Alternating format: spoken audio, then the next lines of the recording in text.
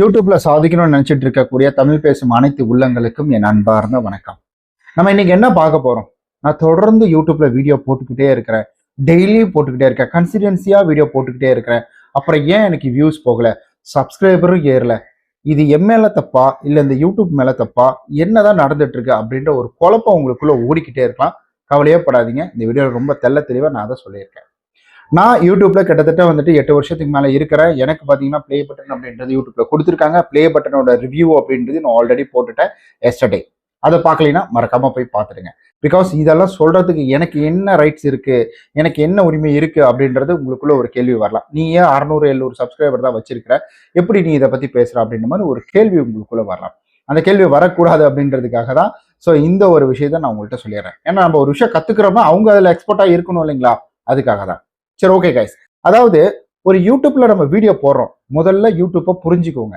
யூடியூப்க்கு daily video போடுறவங்க பிடிக்காது, ஆடியன்ஸ்க்கு பிடிக்கிற வீடியோ போடுறவங்க மட்டும்தான் பிடிக்கும்.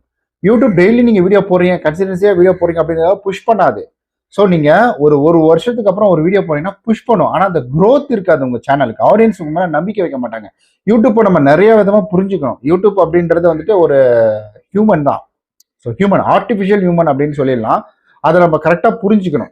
அது வந்துட்டு பெருசா நம்ம வீடியோ கன்சிஸ்டன்சியா போடுறோம், அதனுடைய நோக்கம் என்னன்னா இங்க ஆடியன்ஸ் வந்தால் தான் அதுக்கு வருமானம். யூடியூப் நல்லா தெரிஞ்சுக்கோங்களேன். இப்போ வந்து நம்ம ஒரு காசு இருந்தால் தான் வேலைக்கு போறோம், காசு கொடுக்கல சும்மா வந்துட்டு போ அப்படின்றாங்க, டெய்லியும் வந்துட்டு போ அப்படின்னா நம்ம போக மாட்டோம். அப்போ யூடியூப்ல வந்துட்டு ஆடியன்ஸ் வரணும், ஆடியன்ஸ் வந்து அந்த ஆடை பார்க்கணும், ஆடை பார்த்தா தான் வந்துட்டு யூடியூப்க்கு காசு.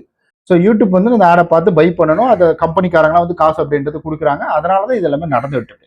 ஸோ ஆட் ரெவன்யூ தான் இங்கே மோஸ்ட். ஸோ அதிகமாக இருக்கிறது யூடியூப்ல ஆட் ரெவன்யூ அப்படின்றது வந்து. அதுக்கப்புறமேட்டு தான் இந்த அஃபிலிட்டி, அதுக்கப்புறம் இந்த சைடு இன்கம் அப்படின்றது எல்லாத்துமே வந்துட்டு இந்த சூப்பர் தேங்க்ஸ் இந்த மாதிரிலாம் இருக்கு. நமக்கு என்ன சூப்பர் தேங்க்ஸ் வரல.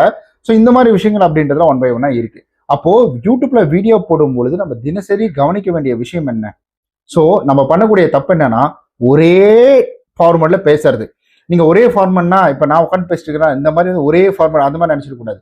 அதாவது சொன்ன விஷயத்த சொல்லுவாங்க, நிறைய வந்து ரிப்பீட்டட் கண்டென்ட்லாம் போடுவாங்க. ஆல்ரெடி இதை பத்தி பேசியிருப்பாங்க, ஒரு 10 நாள்லயே அதை பத்தி மறுபடியும் பேசுவாங்க. ஒரு புதுசா எதுவுமே பேச மாட்டாங்க. ஒரு கியூரியாசிட்டியோ இல்லை ஹூக் கொடுக்குற மாதிரி வந்து எதுவுமே பண்ண மாட்டாங்க. ஸோ அது ஒன்று. அப்புறமேட்டுக்கு வந்து பேசின ஸ்டைல் அப்படின்றது ஒன்று. நம்ம வந்துட்டு இந்த தம்ப்நெயில்ல வந்துட்டு பெருசா ஒர்க் பண்றதே கிடையாது. நம்ம எல்லாருமே வந்துட்டு ஒரு சிலர்லாம் ஒர்க் பண்றதே கிடையாது. நானும் இந்த மிஸ்டேக்லாம் பண்ணியிருக்கேன். தம்ப்நெயில் அப்படின்றது ஒரு ஆடியன்ஸ் எப்படி முடிவு பண்றாங்க உங்க வீடியோவை, நீங்க எப்படி ட்ரெய்லரை பார்த்து ஒரு படத்தை முடிவு பண்றீங்க, அதே போலதான் ஒரு தம்ப்நெயிலை பார்த்து தான் நம்மளால வந்துட்டு இது ஓகே, இதுதானா அப்படின்ற மாதிரி முடிவு பண்ண முடியும். ட்ரெய்லரை பார்த்து படம் நம்பிட்டேன், படம் நல்லா இருக்குன்னு நம்பி போய் தியேட்டர்ல உட்காந்துட்டு அப்படின்னு சொல்றாங்க பாத்தீங்களா. ஸோ உங்களுக்கு ட்ரெய்லர் நல்லா இருந்தாலே வீடியோ பார்க்க வந்துருவாங்க. அப்போ அங்க ஒரு கண்டிப்பா யூடியூப்க்கு ஒரு கவுண்ட் வந்துடும். ஓகே, இந்த மாதிரி வந்திருக்காங்க, அப்ப தம்ப்நெயிலை பார்த்துட்டு உடனே வந்திருக்காங்க, நம்ம ஒரு எடுத்துட்டு போய் ஷேர் பண்ணியிருக்கோம், அதை பார்த்துட்டு உடனே உள்ள வந்திருக்காங்க அப்படின்றது வந்துட்டு அது புரிஞ்சுக்கும். அடுத்தது, உங்களுடைய ஆடியன்ஸ் யாரு அப்படின்றத நீங்க தெரிஞ்சுக்கணும். உங்களுடைய ஆடியன்ஸ் யாரா, நீங்க போய் நான் ஒவ்வொருத்தரும் போய் பார்த்துட்டு வரது அப்படிங்கிறது அதெல்லாம் கிடையாதுங்க. இதை பத்தி நான் தனியாவே ஒரு வீடியோ போடலான்னு இருந்தேன். பட் இது வந்துட்டு அந்த கான்செப்ட் ரிலேட்டடா வர்றதுனால இது இந்த இடத்துல சொல்லி ஆகணும். உங்க ஆடியன்ஸ் யாருன்னு தெரிஞ்சுக்கணும். இப்போ என்னுடைய ஆடியன்ஸ் எனக்கு தெரியும். என்னுடைய ஆடியன்ஸோட ஏஜ் லிமிட் அப்படின்றது பார்த்தீங்கன்னா 24ல இருந்து வந்துட்டு மினிமம் 18 வயசுக்கு மேல இருந்து அவங்க வந்து 24, 55.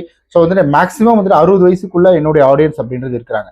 எந்த நேரத்துல என் ஆடியன்ஸ் வராங்க, காலையில் 7 மணிலிருந்து நைட் வந்துட்டு 11 மணி வரைக்கும் ஆக்டிவ்ல இருக்காங்க என்னுடைய ஆடியன்ஸ். ஸோ இப்போ என்னுடைய ஆடியன்ஸை நான் புரிஞ்சுக்கிட்டேன். இல்லை ரிப்பீட்டடா எத்தனை பேர் வந்துட்டு எனக்கு ரிப்பீட்டட் வியூஸ் போறது, ஸோ வந்துட்டு ரெகுலரா பார்க்கக்கூடியவங்க யாரு, இல்லை வந்துட்டு எப்பயாவது போர் அடிக்குள்ள பார்க்குறவங்க யாரு, அண்ட் வந்து நியூவா வந்துட்டு வர்றவங்க யாரு அப்படின்றத நான் செக் பண்ணி பார்க்கும்போது 67% புதுசா வந்திருக்காங்க. ஆனா அந்த 67% சப்ஸ்கிரைப் பண்ணவே கிடையாது. இந்த மாதிரி வந்துட்டு அவங்கள புரிஞ்சுக்கணும். இப்போ அவங்களுக்கு தகுந்த மாதிரி வீடியோ அப்படின்றது போகணும். இப்போ அவங்களுக்கு தகுந்த மாதிரி வீடியோ எப்படி நான் செலக்ட் பண்றது, கண்டிப்பா உங்களுக்கு அந்த ரிலேட்டட், அதாவது வந்து ஆடியன்ஸ் லிஸ்ட் இருக்கும். அந்த ஆடியன்ஸ் லிஸ்ட் எனக்கு நிறைய வீடியோ போட்டால் தான் வரும். அதை நான் ஆடியன்ஸ் லிஸ்ட் எடுத்து பார்க்கும்பொழுது ஸோ அதுல தெளிவா கொடுத்துருப்பாங்க. உங்க ஆடியன்ஸ் எல்லாம் போய் இந்த சேனல்ல போய் பார்த்துருக்காங்க, இந்த சேனல்ல பார்த்துருக்காங்க அப்படின்னு சொல்லிட்டு ஒரு லிஸ்ட், மேஜரா நிறைய பேர் எதை பார்க்குறாங்களோ அந்த லிஸ்ட் வரும். அப்போ அந்த லிஸ்ட்டுக்கு தகுந்த மாதிரி நீங்க வீடியோ கிரியேட் பண்ணி போடுங்க. அந்த லிஸ்ட்டுக்கு தகுந்த மாதிரி பண்ணீங்கனாலே போதும். ரொம்ப ஈஸியா உங்களுடைய வந்து வியூவர்ஸை பக்காவா இன்க்ரீஸ் பண்ணிடலாம். நீங்க ரெகுலரா வீடியோ போடுங்க, நான் தப்புன்னு சொல்ல மாட்டேன், ரெகுலரா வீடியோ போடுங்க. ஆனா டிஃப்ரெண்ட் காமிங்க. நான் கூட தான் வந்துட்டு ரெகுலரா வந்துட்டு 13 வீடியோ எடுத்துட்டு இருக்கிறேன். ஸோ ரெகுலரா அந்த 13 வீடியோல டிஃப்ரெண்ட் அப்படின்றது காட்டுவேன். ஸோ வெயிட் கைன்னு நினைக்காதீங்க. இப்போ நிறைய கலண்டருக்கு எல்லாத்தையும் முடிச்சுட்டு தான் இப்போ உட்காந்துருக்கு. நான் பெருசா இது கிடையாது, ஆனா வருது. ஓரளவுக்கு நம்மளுடைய வந்து அன்றாட தேவைகளை பூர்த்தி செஞ்சுக்கிற அளவுக்கு வருது. இதை பத்தி நான் ஆல்ரெடி நேற்று பார்த்துருப்பீங்க. ரெகுலராக பார்க்குறவங்க பார்த்துருப்பீங்க. நேற்று வந்து என்னோட யூடியூப்ல ஒரு சேனலுடைய வருமானம் என்ன அப்படின்றதுக்காக ஸோ அதை வந்து போட்டிருப்பேன். பார்க்கலனா அதையும் பார்த்துடுங்க.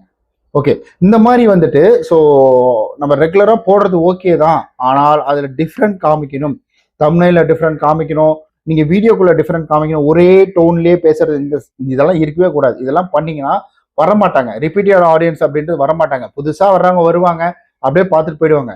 புதுசா வர்றவங்களை விட அவங்க வரட்டும், ஒன்றும் பிரச்சனை இல்லை. ஆனால் ரிப்பீட்டட் ஆடியன்ஸ் அப்படின்றது உங்களுக்கு தேவை. இந்த ரிப்பீட்டடா வந்துகிட்டே இருப்பாங்க, அவங்க தான் உங்களுடைய வியூஸை ஏற்றி விடுவாங்க.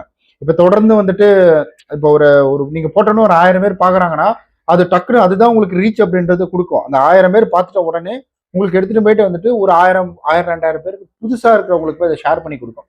அப்போ அங்கிருந்து புது சப்ஸ்கிரைபர் அப்படின்றது வந்துருவாங்க. ஸோ இப்படிதான் நீங்க ரிப்பீட்டட் ஆடியன்ஸ்ல நல்லா ஃபோக்கஸ் பண்ணி இதெல்லாம் வந்து ஆட்ல போயிட்டு நீங்க பார்க்கணும். அதாவது வந்துட்டு ஆடியன்ஸ் அப்படின்றது இருக்கும், அதில் போய் பார்க்கணும். இதை பத்தி நான் கிளியரா வீடியோ வேணும்னா கீழே கமெண்ட் பண்ணுங்க. ஃபர்தரா நான் இதை பத்தின ஒரு வீடியோஸை கூடிய சீக்கிரம் மேக் பண்ணி கொடுக்குறேன். ஓகே guys, இந்த வீடியோ பிடிச்சிருக்கும். ஸோ எதனாலன்றது உங்களுக்கு புரிஞ்சிருக்கும்னு நினைக்கிறேன். உங்க வீடியோ ஏன் அதிகமாக வியூஸ் போல அப்படின்றது புரிஞ்சிருக்கும். வேற ஏதாவது கேள்விகள் இருந்ததுன்னா கீழே மறக்காம கமெண்ட் பண்ணிடுங்க. நம்ம நாளைக்கு ஃபர்தரா வேற ஒரு பயனுள்ள வீடியோவில் சந்திக்கலாம். அதுவரை உங்களிடம் இருந்து விடைபெறுவது உங்கள் விஸ்வநாதன். பாய்.